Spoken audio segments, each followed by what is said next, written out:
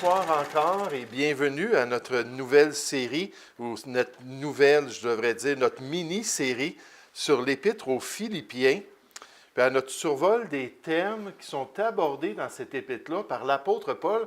Puis on devrait dire, puisque la Bible nous dit que toute écriture est inspirée de Dieu, les thèmes que le Saint-Esprit a amenés à l'esprit de Paul pour qu'il puisse encourager les chrétiens, pour qu'il puisse permettre aux croyants de comprendre comment vivre la vie chrétienne d'une manière victorieuse.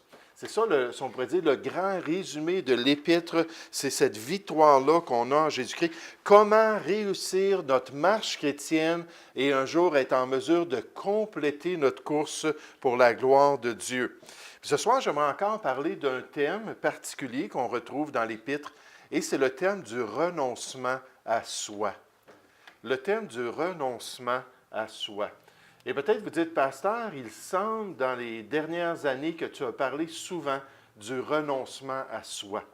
Puis nécessairement, quand on prêche à travers la parole de Dieu d'une manière systématique, on va revenir sur ce sujet-là parce que c'est un des grands défis que Dieu présente pour l'enfant de Dieu. Cette question prioritaire-là de dire non à des désirs qui sont contraires au plan de Dieu dans notre vie, Paul adresse donc le sujet dans l'Épître aux Philippiens, le sujet important du combat continuel du chrétien contre le moi, contre sa chair, contre sa vieille nature qui essaie de le détourner de la volonté de Dieu, afin que le chrétien soit capable d'arrêter toutes ces inclinaisons qui sont contraires à la révélation de Dieu. Et d'après les Écritures, il y en a amplement dans notre vieille nature. Des inclinaisons, des passions, des désirs, des intentions qui s'élèvent contre la volonté de Dieu. Paul le dit dans Galates 5 au verset 17, il le dit, la chair a des désirs contraires à ceux de l'esprit. Et l'esprit en a de contraires à ceux de la chair. Donc, ces deux réalités-là dans le chrétien. Il y a les deux côtés de la médaille de son expérience. Sa chair qui est rebelle, puis l'Esprit de Dieu dans le nouvel homme qui veut l'amener à se soumettre au plan de Dieu. Puis il faut réaliser qu'on a un combat dans lequel on doit le livrer quotidiennement. Ils sont opposés entre eux afin que vous ne fassiez point ce que vous voudriez. Si on suit le Seigneur, si on est soumis à l'Esprit de Dieu, si on marche par l'Esprit, on va vivre une vie qui souvent va être contraire à nos désirs. Souvent, ça va être une vie où on va être obligé de se discipliner à dire non à des appétits, à dire non à des désirs que Dieu condamne dans la parole de Dieu. Et on peut voir ça comme une vie de renoncement personnel, où on doit traiter durement notre corps pour rester fidèle à la parole de Dieu. Et Paul dit, bien, dans le fond, vous allez vivre bien souvent contrairement à vos inclinaisons qui sont naturelles. Un commentateur a dit, Paul encourage les chrétiens de la Galatie, en parlant de Galates 5, 17, à vivre leur nouvelle vie au maximum. Leur ancienne vie fut vécue dans l'égoïsme qui venait de la nature qu'ils avaient reçue à la naissance. Et ce n'est pas difficile de voir dans un bébé, même dans la jeunesse, que l'enfant est très égoïste. Puis en fait, en tant que parent, il faut les élever à la maturité où ils renoncent à leurs désirs, où ils disent non aux choses qui seraient naturelles pour eux. Mais c'est très, très clair dans l'enfant qu'il a cette tendance-là à être égoïste. Ça vient avec notre nature. Leur nouvelle vie était vécue dans leur renoncement personnel, produit par le Saint-Esprit. Leur vieille et nouvelle nature allait toujours être en guerre. Donc, Paul dit, comprenez qu'il y a des tranchées de guerre dans votre âme, puis il y a un conflit qui va être là jusqu'à temps qu'on soit dans la gloire. Vous savez, notre nature a été condamnée sur la croix du Calvaire. Et elle ne quittera pas ce monde. Elle n'ira pas dans le royaume de Dieu. Il n'y a rien de corruptible qui va rentrer dans le royaume de Dieu. Et comme j'ai hâte ce jour-là où il n'y aura plus de conflit dans mon cœur, où il n'y aura plus de tendance, où il n'y aura plus de difficulté envers la volonté de Dieu, où je vais être dans la plénitude de la liberté des enfants de Dieu, pour accomplir tout ce que Dieu veut pour le chrétien. Un autre commentateur dit « Les inclinaisons et les désirs de la chair sont contraires à ceux de l'esprit. Ils nous attirent dans la direction opposée, et pendant que l'Esprit de Dieu nous porterait dans une direction, notre nature charnelle, surtout quand on est immature, qu'on n'a pas appris à mourir à nous-mêmes, à crucifier notre chair avec ses passions et ses désirs, notre nature charnelle nous attirerait dans une autre voie. Et ainsi, elle produit la pression douloureuse qui se manifeste dans notre esprit. Puis il faut réaliser qu'il y a ce combat-là dans notre âme, qu'il y a ces deux natures-là qui essaient de contrôler notre vie. Paul parle de ce dilemme-là dans sa vie, dans Romains chapitre 7, et il le parle en détail. Je vais juste vous montrer 3 versets comme témoignage personnel. Il dit « Car je ne fais pas le bien que je veux, et je fais le mal que je ne veux pas. Et si je fais ce que je ne veux pas, ce n'est plus moi qui le fais, c'est le péché qui habite en moi. » À cause de notre nature mortelle, à cause de cette nature déchue-là qu'on a héritée d'Adam. Je trouve donc en moi cette loi, quand je veux faire le bien, le mal est attaché à moi. Puis nécessairement au verset 24, il s'écrit, « Qui me délivrera de ce corps de mort? Qui me délivrera de ce cadavre spirituel? » De cette nature qui est attachée aux choses de la terre, de cette nature qui résiste à la révélation de Dieu, à cette liberté-là que je veux avoir en Jésus-Christ. Mais donc, c'est une réalité spirituelle. Puis on retrouve ce thème du renoncement à soi dans le contexte de la vie victorieuse que Paul décrit aux chrétiens dans l'Épître aux Philippiens. Paul leur dit qu'il avait personnellement fait ce choix. En tant que chrétien, Dieu l'avait amené à la compréhension qu'à un moment donné, pour être épanoui, pour être heureux dans la vie chrétienne, il fallait qu'il soit sérieux envers ce renoncement-là. Il fallait qu'il soit prêt à dire non à sa chair, et à résister à la tentation pour accomplir la volonté de Dieu. Dans Philippiens 3, il dit « Mais ces choses qui étaient pour moi des gains, je les ai regardées comme une perte à cause de Christ. Et même, je regarde toutes choses comme une perte à cause de l'excellence de la connaissance de Jésus-Christ, mon Seigneur. » C'est dans cette même épître-là que Paul dit « Car Christ est ma vie. » Philippiens 1, 21. Donc, Jésus, là, était totalement sanctifié dans le cœur de Paul. Il était dans une place spéciale. Il était sur le trône de son cœur, le trône de ses émotions, le trône de sa volonté. Puis Jésus-Christ était plus important que toute autre chose dans sa vie, que toute satisfaction personnelle. C'était Jésus qui était roi. C'était Jésus qui était son maître. Puis il dit, je vois toute chose comme une perte à cause de l'excellence de la connaissance de cette relation-là avec Jésus-Christ, mon Seigneur, pour lequel j'ai renoncé à tout. Ça impliquait aussi ses désirs personnels. Ça impliquait aussi les passions de sa chair. Paul a dit, j'ai renoncé à tout, je les regarde comme de la boue, afin de gagner Christ. Donc, l'apôtre Paul décrit ce choix-là. Puis dans ce thème-là du renoncement, notre verset à retenir, c'est Philippiens chapitre 3 au verset 8, qu'on vient de citer il y a un instant. On nous dit, « Et même je regarde toute chose comme une perte à cause de l'excellence de la connaissance de Jésus-Christ, mon Seigneur. » Puis à la lumière de cela, nécessairement, je vais renoncer au désir de ma chair, je vais renoncer à mes passions pour accomplir la volonté de Dieu. Mais non seulement est-ce que Paul parle de son expérience personnelle, de ses choix spirituels envers Jésus-Christ, puis envers la Seigneurie de Christ, mais il encourage les chrétiens. Il leur dit, écoutez, vous aussi, en tant que chrétiens, si vous avez atteint un certain degré de maturité, vous aussi, vous devez avoir la même perspective. Vous devez voir votre vie chrétienne comme une vie remplie de choix et des choix difficiles qui vous amènent à dire non à votre nature corrompue, à votre cœur qui est des fois tortueux, et à être prêt à accomplir le plan de Dieu comme un vrai disciple de Jésus-Christ. Ça, c'est un cheminement, c'est une progression. C'est un développement spirituel. J'aimais tellement cette dame-là qui comparait ça à sa maison. Puis elle a dit, dans ma marche chrétienne, alors que je grandissais avec le Seigneur, puis son pasteur avait rendu témoignage qu'il n'avait jamais rencontré une chrétienne comme elle. Que c'était la femme qui portait le plus de fruits spirituels, la femme qui avait plus d'évidence que Jésus était dans sa vie.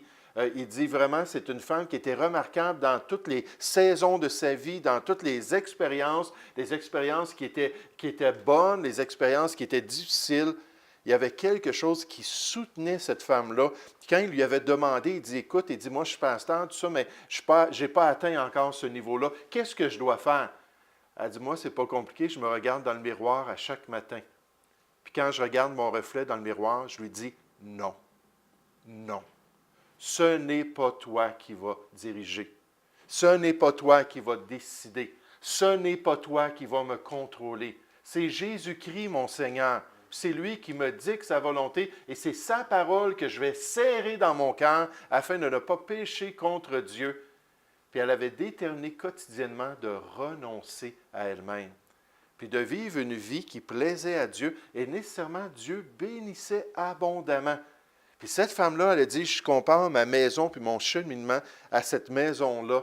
Dans ma vie, j'avais permis à Jésus-Christ, dès mon salut, de rentrer dans le salon. Là, il était rentré, puis il avait vu un petit peu des choses, il avait juste replacé une couple de choses, mais pour la plupart, l'introduction de ma vie, c'était beau. Hein, j'avais changé des choses lors de mon salut.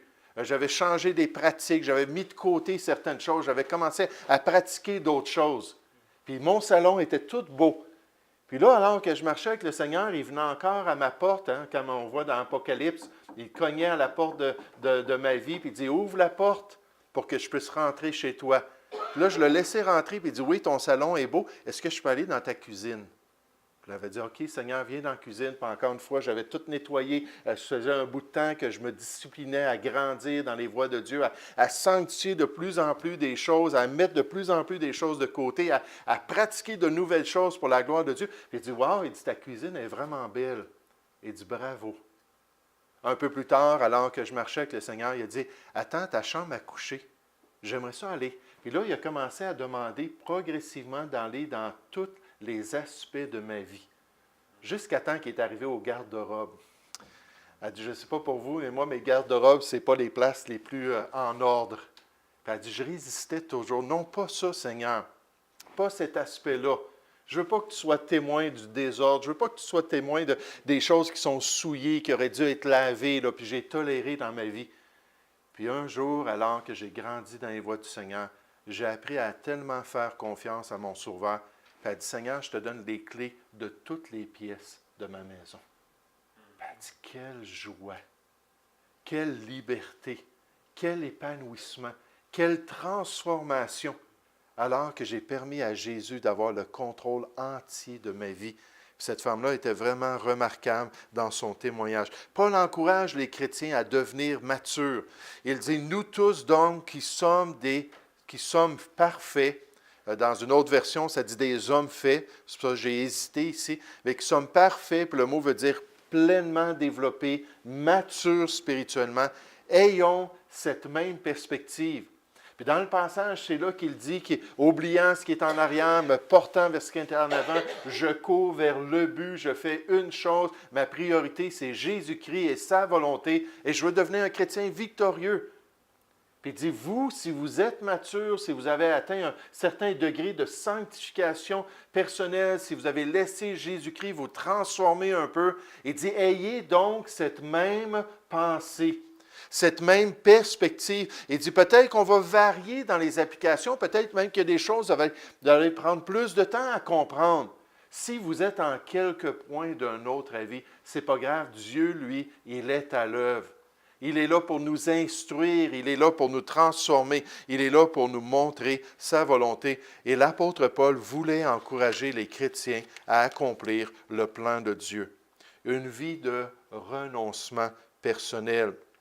Nécessairement, l'apôtre Paul se tourne vers l'exemple de son Sauveur, vers l'exemple que Jésus a laissé à ses disciples. Cet exemple-là d'une vie de renoncement, cet exemple-là d'une vie de consécration. Puis un des plus beaux passages dans l'Épître aux Philippiens, parle effectivement du sacrifice de Christ. Philippiens 2 au verset 5, c'est dit « Ayez en vous les sentiments qui étaient en Jésus-Christ. Existant en forme de Dieu, il n'a point regardé son égalité avec Dieu comme une proie à arracher. Donc, il était dans la gloire, il était dans les palais d'ivoire, il était entouré des chérubins, il était entouré des créatures célestes, des anges. On l'adorait, puis on exaltait son nom, cette gloire-là qu'il avait auprès de son Père céleste. Puis il était prêt à renoncer à cette position-là de Dieu, à mettre ça de côté. Tournez avec moi dans Philippiens chapitre 2. Pour faire justice au passage, j'aimerais qu'on puisse le lire au complet, pour voir jusqu'à quel point le Seigneur a été prêt à payer le prix. Philippiens chapitre 2, à partir du verset 5. Puis juste dans les versets précédents, on parle d'humilité chez le chrétien. On parle d'être prêt à considérer les autres, à regarder les enfants de Dieu comme étant importants. Puis si nous, on est tellement grands à nos yeux, les autres n'auront pas d'importance. Si on est tellement enflé de nous-mêmes, on n'aura même pas de perspective pour les autres. Mais si on est capable de se dégonfler un petit peu, puis de s'abaisser un peu, là, on va pouvoir commencer à voir les autres aussi comme étant importants dans notre vie.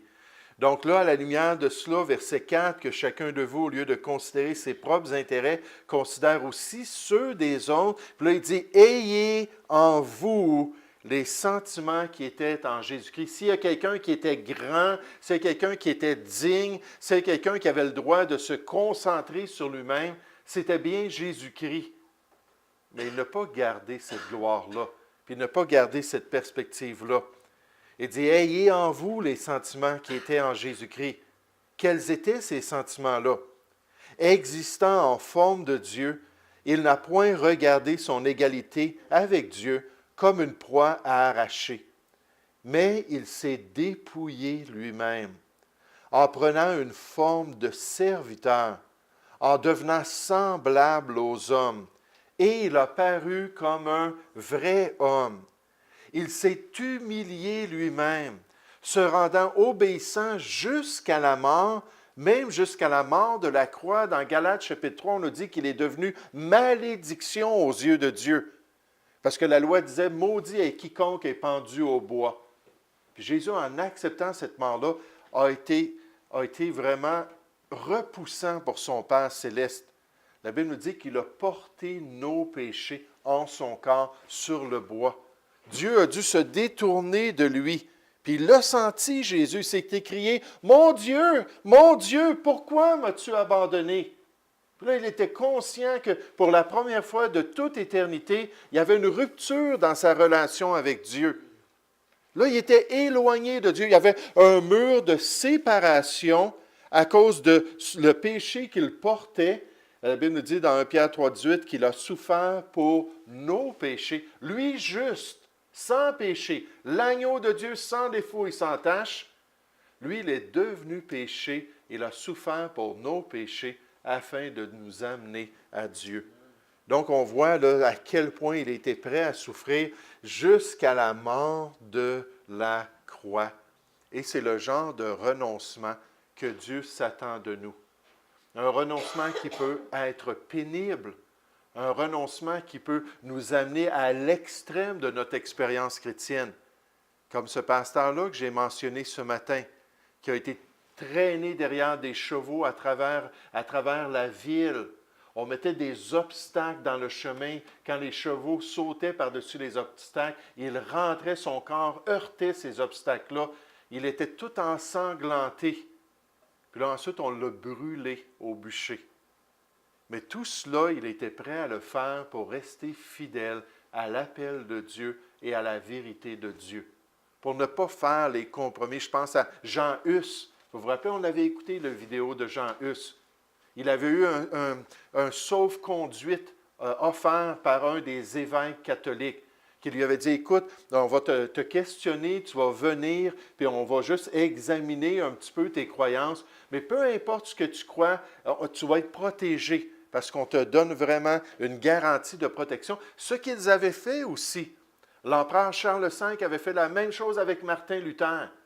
Puis après que les docteurs catholiques l'avaient condamné, il avait dit, OK, tu peux t'en retourner chez toi. Puis heureusement que Frédéric le Sage l'a fait kidnapper et l'a amené au château de Wartberg parce que l'empereur Charles V a mis un édit de mort sur la personne de Martin Luther. Mais il y avait dit, non, tu as une sauve-conduite. Donc Jean Hus avait confiance que ces gens-là allaient garder leur parole. Puis finalement, ils se sont saisis de lui. Ils l'ont accusé d'hérésie parce qu'il s'était levé contre l'Église mère et ils l'ont brûlé au bûcher. Puis des gens qui ont payé le prix ultime des milliers, des centaines de milliers à travers l'histoire chrétienne. Donc ça, c'est vraiment l'extrême de ce qu'un homme peut expérimenter, mais comme Jésus, être prêt à payer le prix, être prêt à boire la coupe amère de la volonté de Dieu. Non pas ce que je veux toutefois, Seigneur, mais ce que tu veux. Oui, dans les circonstances, dans ton appel, dans l'emploi que tu me donnes, dans les relations que tu permets, dans les difficultés, Seigneur, je veux rester dans ta volonté, puis accomplir ton plan. Donc, Paul se tourne vers cet exemple-là. Puis il dit que ce renoncement-là, ça fait partie du prix qu'on doit payer en tant que disciple de Jésus-Christ. Ça fait partie du prix qu'on doit payer parce qu'on veut le suivre fidèlement. Jésus avait dit à ses disciples, le disciple n'est pas plus que le maître, mais tout disciple accompli sera comme son maître. Puis si tout disciple, encore une fois, pleinement semblable à son maître, tout disciple pleinement développé spirituellement, tout disciple qui va être parfait, va être prêt à devenir comme son maître. Puis on dit, s'ils ont fait cela au maître, ils vont faire la même chose aux disciples. S'ils ont fait ça au Seigneur, mais ils vont traiter aussi les serviteurs de la même manière. Donc, il a dit à ses disciples, soyez prêts à payer de tels prix pour accomplir ma volonté. Des fois, on va parler à des gens, puis j'ai mentionné quelqu'un ce soir qui est dans une relation peut-être illicite avec une non-sauvée, mais des fois, on va parler à des chrétiens, puis des jeunes chrétiens, puis on va les encourager à rester purs jusqu'au mariage, à ne pas se livrer là, au péché, à ne pas se livrer à des passions qui sont naturelles. Il y a un auteur chrétien qui a écrit un livre pour guider les couples chrétiens, puis le titre du livre, c'est « Fait pour le plaisir ». Ce qu'il explique, un gros bouquin, c'est que Dieu nous a donné des sens et c'est béni dans le cadre du mariage, dans le cadre des relations conjugales qui sont légitimes aux yeux de Dieu. Puis là, d'encourager les jeunes à l'abstinence. Puis des fois, il y a des chrétiens qui sont surpris de cela. Alors moi, quand on me dit ça en tant que jeune homme de 21 ans, que je ne devais pas continuer à avoir des blondes, puis à avoir des relations illicites, moi, j'ai dit, il n'y a aucun problème. Parfait. Si c'est ça la volonté de Dieu, qu'on doit réserver cela pour notre épouse, réserver ça pour notre époux, j'ai dit, pas de problème. Puis là, Dieu a permis pendant 5 ans, jusqu'à temps que je me marie, que je suis resté pur par sa grâce. Mais c'est le genre de renoncement qui n'est pas facile. C'est le genre de renoncement où on doit dire non à nos appétits, non à nos désirs pour accomplir le plan de Dieu. Donc Jésus a dit, un disciple, c'est prêt à être comme le Maître. C'est prêt à être consacré comme lui. Si notre Sauveur a été prêt à renoncer à lui-même, le disciple devrait aussi être prêt à le faire pour la gloire de Dieu. Dans 1 Pierre 2, 21, ça dit, c'est à cela que vous avez été appelés en parlant de la souffrance. Parce que Christ aussi a souffert pour vous, vous laissant un exemple afin que vous suiviez ses traces. Lorsqu'il a dit dans Jean chapitre 8 qu'il avait toujours accompli la volonté de Dieu sur la terre, qu'il avait toujours été fidèle, mais ça incluait de souffrir pour Dieu. Ça incluait de renoncer à sa volonté et à ses désirs pour accomplir la volonté de Dieu. Et la Bible nous dit que c'est un modèle pour nous. Pourquoi? Pour qu'on puisse être comme lui. Seigneur, si c'est ça que tu as fait par amour pour moi, moi aussi par amour pour toi, je suis prêt à le faire. Regardez dans 1 Pierre chapitre 2, comment est-ce qu'on décrit ce que Jésus a fait dans ce renoncement personnel, dans ses souffrances pour notre salut. 1 Pierre chapitre 2. à partir du verset 21. Ça dit, « Et c'est à cela que vous avez été appelés, parce que Christ aussi a souffert pour vous, vous laissant un exemple, afin que vous suiviez ses traces. Lui qui n'a point commis de péché, dans la bouche duquel il ne s'est point trouvé de fraude. Lui qui injuriait. » Est-ce que c'est dur au travail? Est-ce que c'est dur peut-être dans votre famille? Est-ce que les gens se moquent de votre témoignage? Jésus comprend. Il a été tenté comme vous en toutes choses sans commettre de péché. Lui qui injuriait ne rendait point d'injure. Maltraité ne faisait point de menaces, mais s'en remettait à celui qui juge justement. Lui qui a porté lui-même nos péchés en son corps sur le bois, afin que, mort au péché, ça c'est le fruit de notre salut, mort au péché, nous vivions pour la justice. Lui par les meurtrissures duquel vous avez été guéris, car vous étiez comme des brebis errantes, mais maintenant vous êtes retournés vers le berger et le gardien de vos âmes. » Donc, le fait que Dieu nous appelle à imiter le Seigneur Jésus, et Paul leur a parlé des souffrances dans Philippiens 1, au verset 29.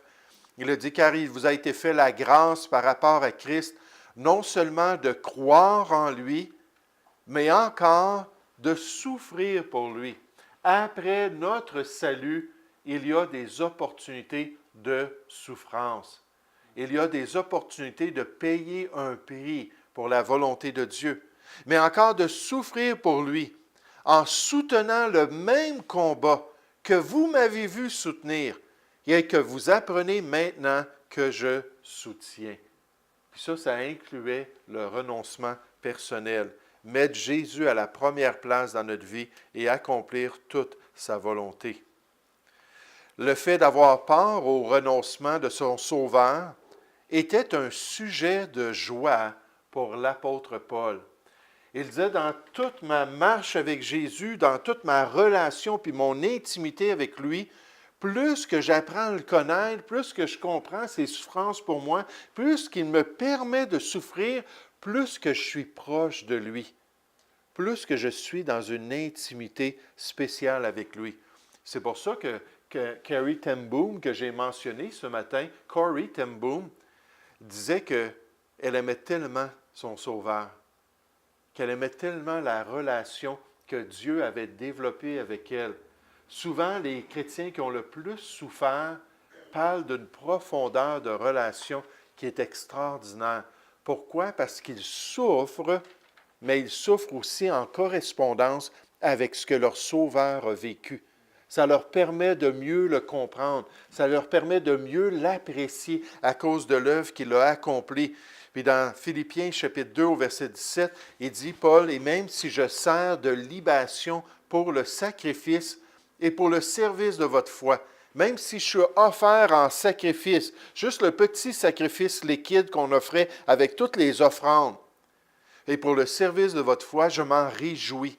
Et je me réjouis avec vous tous. » C'est une joie, si c'est ça le plan de Dieu, l'offrande, l'holocauste principal, Jésus-Christ a été offert, puis si Dieu veut juste que je l'accompagne comme offrande pour Dieu, comme ce sacrifice-là liquide qui devait être offert pour honorer Dieu, il dit, hey, je m'en réjouis de pouvoir souffrir avec mon Sauveur. Il dit, vous aussi, réjouissez-vous de même et réjouissez-vous avec moi.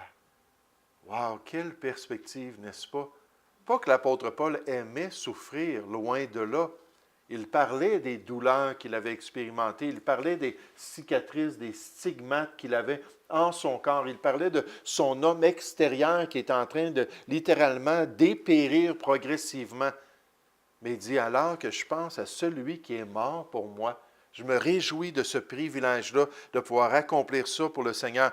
Il dit, afin de connaître Christ et la puissance de sa résurrection et la communion de ses souffrances, en devenant semblable ou conforme à lui dans sa mort. Le mot communion ici, c'est le mot standard koinonia, qui veut dire être un partenaire, être égal, être similaire ou avoir quelque chose de commun avec quelqu'un d'autre. Puis le fait de souffrir, ça l'aidait à s'identifier à son Sauveur, à pouvoir plus apprécier celui qui avait tout souffert pour lui. Puis il dit, j'apprécie que Dieu me permet de souffrir pour mon Sauveur. Dans Colossiens chapitre 1, il dit, je me réjouis maintenant dans mes souffrances pour vous. Alors qu'il était persécuté, alors qu'il avait ce ministère auprès des Colossiens. Et ce qui manque aux souffrances de Christ, des fois les gens disent, est-ce qu'il manquait quelque chose à l'œuvre de Jésus? Ce n'est pas ça que Paul veut dire. Si Jésus avait continué à être parmi les chrétiens, il aurait encore souffert encore plus. Il dit, les choses que Dieu veut qu'on expérimente pour l'Église, là, Jésus-Christ ne peut pas les expérimenter. Moi, je suis là, c'est moi qui veux porter ces choses-là. Ce qui manque aux souffrances de Christ pour son Église, je l'achève en ma chair pour son corps, qui est l'Église. Puis il dit, je m'en réjouis. C'est tout un privilège de pouvoir accomplir ces choses-là pour la volonté de Dieu et pour glorifier le Seigneur.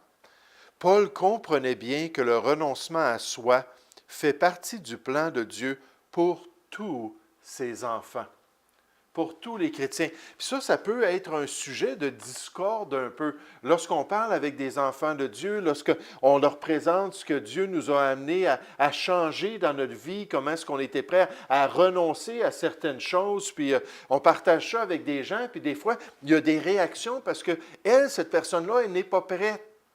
Moi, juste vous donner un exemple, dans la musique qu'on écoute en tant que famille, on est très conservateur. Puis on a fait des choix. Moi, la musique, c'était une idole dans ma vie. Vous le savez, j'ai déjà raconté mon arrière-plan.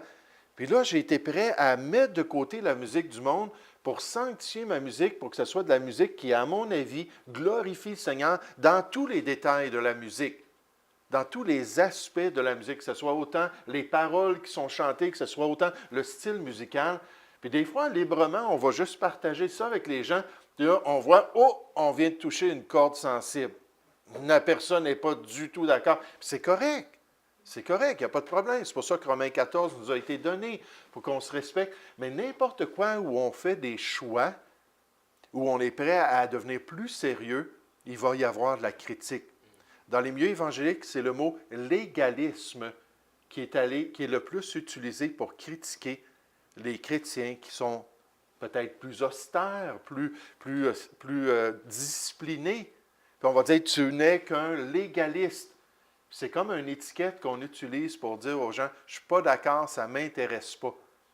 Mais pourtant, le renoncement à soi, puis le fait de devenir des chrétiens qui sont prêts à payer un certain prix pour vivre une vie sainte, puis pour glorifier le Seigneur, ça, c'est pour tous les enfants de Dieu. Je ne suis pas en train de vous dire que la musique conservatrice, comme les Rousseau aiment, ou comme moi j'aime, ou peu importe, que c'est pour tous les chrétiens. Ce n'est pas ça que je dis. Mais l'idée de sanctifier, comme cette femme-là, toutes les chambres de notre maison, tous les aspects de notre vie, ça, c'est pour tous les enfants de Dieu. C'est pour tous les chrétiens. Ce n'est pas exceptionnel. Ce n'est pas réservé à une élite spirituelle. Ce n'est pas ceux qui vivent dans des monastères. Puis juste en passant, le mouvement monastique, quand vous comprenez l'histoire du mouvement monastique au 4e siècle, on voit que c'était des gens qui ont réagi à la corruption qu'ils voyaient chez ceux qui se disaient chrétiens. Puis là, on n'argumentera pas si c'est des vrais chrétiens, puis si c'était vraiment l'Église de Jésus-Christ, mais ils voyaient qu'il y avait tellement de corruption qu'ils ont dit, il faut qu'on sorte du monde, il faut qu'on sorte de la société, puis qu'on s'en aille vivre dans un isolement personnel, soit seul, ça c'était les ermites, les pères de l'Église, les pères du désert, pardon, qu'on appelle ceux qui vivaient dans la nature, qui allaient dans les déserts, puis qui vivaient seuls, ou en tant que moine dans des monastères pour pouvoir vivre une vie plus sérieuse, supposément pour Dieu. Mais vous savez, ce n'est pas réservé à des gens comme cela.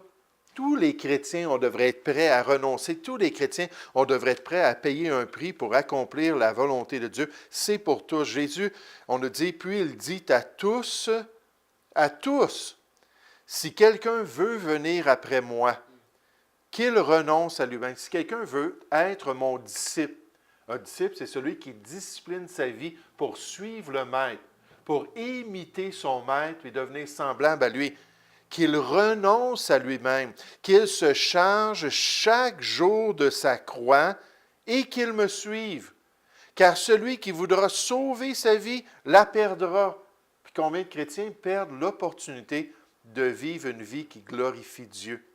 Perdent l'opportunité de pouvoir vraiment renoncer à certains éléments qui déplaisent à leur Sauveur. Et un jour, ça va paraître lorsque leurs œuvres vont être testées et que leurs œuvres vont être construites avec du bois, du chaume et du foin. Ils vont passer par le test du tribunal de Christ et il ne restera plus de récompense. Il n'y aura pas de gloire, il n'y aura pas de louange pour un tel chrétien, mais celui qui la perdra à cause de moi la sauvera. Donc Jésus dit à tous ses disciples, renoncez à vous-même. Soyez prêts à dire non pour accomplir la volonté de Dieu. Et ce soir, la question pour nous, c'est est-ce qu'on est prêt? Est-ce qu'on a accepté qu'il y avait des choses qu'on devait enlever de notre vie? Peut-être des choses qu'on aime, des personnes, des endroits, des influences, des pratiques, des passe-temps. Puis, qu'on aime ça.